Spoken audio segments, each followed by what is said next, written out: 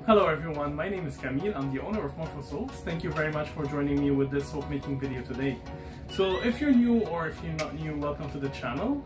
If you're not subscribed, I invite you to subscribe. This is a channel related to morfosoaps.ca. We do handmade soaps, bath and body products, and we upload every week one new video with one new listing on our website.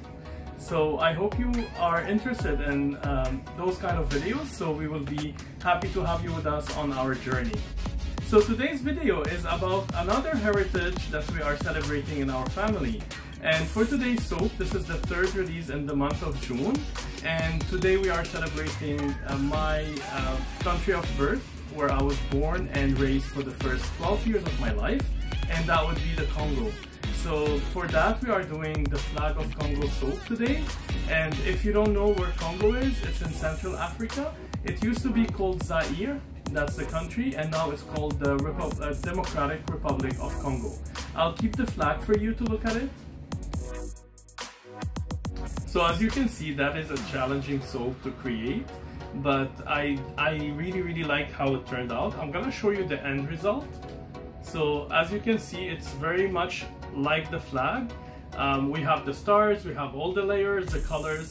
Now we had a little bit of discoloration due to the fragrance oil, but if you see the video at the end when I'm cutting the soap, it looked really nice. But unfortunately, sometimes the fragrance oils, they cause a discoloration, which as you can see here, it darkened a little bit the colors, but you can still see the blue, yellow and red, and then the yellow stars.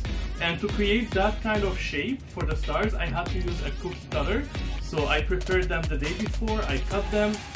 I'll put everything in the video. You're gonna see the process from start till the end. I really hope you enjoy watching this video.